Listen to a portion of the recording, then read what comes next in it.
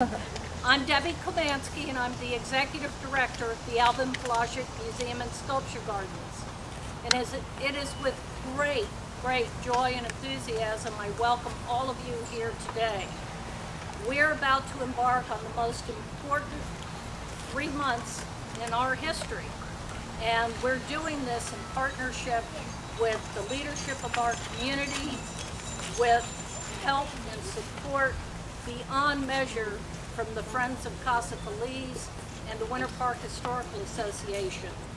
And every one of our former mayors, dating back for over 50 years, is part of this leadership team as well.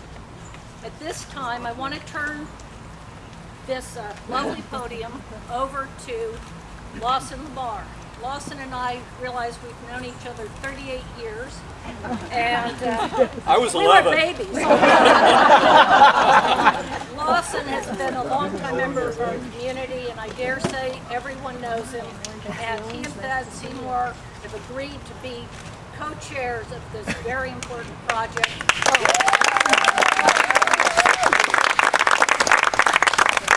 Thank you, Debbie. I've got the great honor today of talking to you at the formal kickoff of Preservation Capen.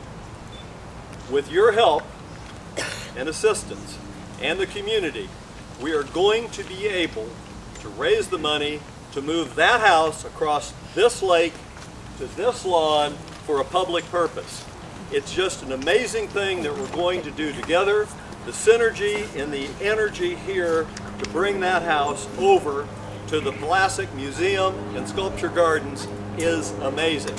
This is an idea whose time has arrived, and that's part of the problem and part of the challenge.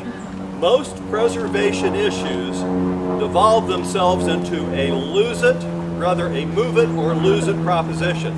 And that's what we have here. It is a move it or lose it proposition. We need, before the 1st of November, to have the money raised in order to get on with the project and get the house over here. We're looking for $650,000. That will not only move the house, but it will install it on this property. And you're going to hear more about the specifics of that in a few minutes. Ready to go for program areas, for the museum, for the public here. The plans to build a new house over there at 520 Interlaken mean that we have to get done by then or lose that house, our historic house from 1885, to the wrecking ball. You'll realize and remember that 12 years ago we saved as a community Casa Feliz. We called it History on the Move. Well, history will be on the move again here today with the same kind of public spirit that gave us Casa Feliz in perpetuity for our community. Debbie has run, with the help of her board, a very successful operation that gives us what we need, but it is outgrowing the current facility. And because of that, they had looked to build an appropriate structure right here on this ground, and the cost of a facility that would handle the public and its missions and its needs was over twice what we will spend to move a historic home. So we can save the historic home, give the museum the room that it needs for its programs for less money than buying a new structure with no history behind it. So together we are going to do this thing. And remember, that house is not good because it's old. It's old because it's good. Okay, it is old because it's good. And we will make it last for not only our children, but our grandchildren and generations to come.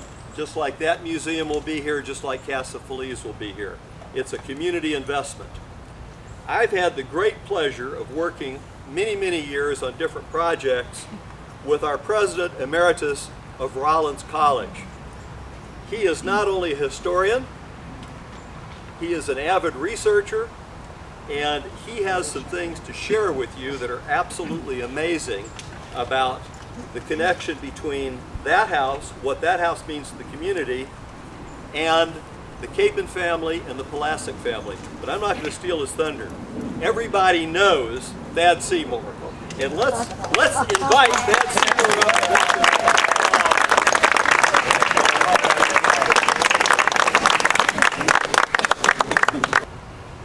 The joy for me in being involved in this project has been getting to know James Seymour Capen. Indeed, learning that his friends called him Seymour. A good name. Good name. The James Seymour Capen was so much a part of the early history of our town and city, the early history of Rollins College, that saving this house is not only saving a structure, but saving the memory of someone who's so important to all of us today in so many aspects of our lives. I did find a reference to Loring Chase's journal in which he describes the house that we're talking about. He said, "Our handsome friend, J.S. Capen, will soon move into his new house on the banks of beautiful Lake Osceola. It's an elegant house, but none too good for Seymour, who is the very best of men." Well, he had reason to say that, because Seymour, when he came, immediately got involved with attracting Rollins here. He contributed to that fund which led the Congregational Church to select Winter Park for Rollins College. Right after that, he helped with the accounting at Rollins. In appreciation, because he did it pro bono, the trustees voted that a room in the new dormitory be named for his wife, Mrs. Capen. He was involved in the city. He was elected as an alderman. He was there at the Virginia Inn when the city was incorporated in 1887. He was a part of so many things, and one I just learned from my trip to the archive. In 1935, on the 50th anniversary of the college, Joshua Chase gave a talk in Knowles Chapel about those people who had contributed to the character of Winter Park. And he said, "Capen Avenue brings up affectionate remembrances of James Seymour Capen." We all know Capen Avenue, which runs up the west side of Winter Park. His 80 acres were in that part of town. He went on to say this, which I had never known before. "The oak trees that shade and beautify the streets of Winter Park were arranged for, planted, and cared for by the citizens of the community under the direction of Mr. Capen." Wow. So as we go down, as we treasure our oak canopy and go down the streets, we should remember Seymour Capen.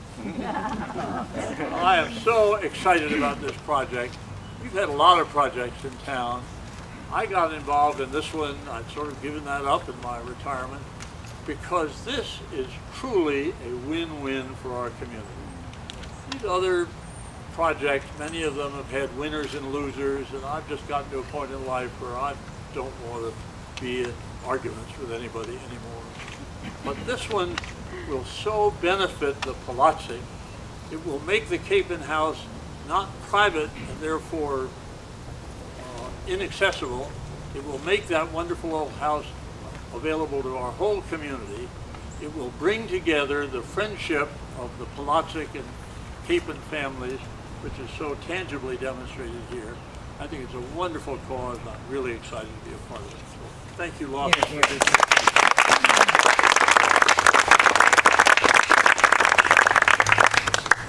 Hi, I'm Chris Madrid-French. I'm the project director. I'm supposed to introduce Chris. I got you, Dad. And so I wanted to let you know a little bit about me and how important this campaign is. I'm an architectural historian. I have more than 20 years of experience in historic preservation, including projects with the National Trust for Historic Preservation and the National Park Service. I've worked across the country, from Los Angeles, where I'm from, to Washington, D.C., to secure the long-term stewardship of our irreplaceable cultural treasures. A critical part of this effort is the 3-month fundraising challenge. But with that comes our singular opportunity to save an irreplaceable part of American history. Saving old buildings is not an arbitrary endeavor.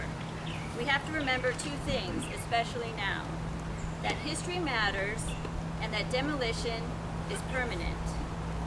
Each time a historic structure is lost, we lose a critical piece of our own story and that of our ancestors. So at this time, I'd like to introduce a couple of the members of the Preservation Capen team, including Frank Rourke, our old house expert and general contractor. I'm going to have Frank say a few words to you, but I want to reiterate. We need to celebrate our history and our historic architecture, and we need your help to save this house. We need to ensure that it survives into the 21st century. And with the house in place on this new site, together we can all be proud that we fought to preserve the history of the past and the history that we are making today. Frank, would you like to say a few words about the move? Good morning. Few things in construction draw excitement and interest like the sight of a large house or building rolling down the street. And what's more exciting still than that is a large house or building floating across the lake. And so that is one of the challenges from the team we have here, the construction team and design team, is to get the house from where it is now to the site directly behind me.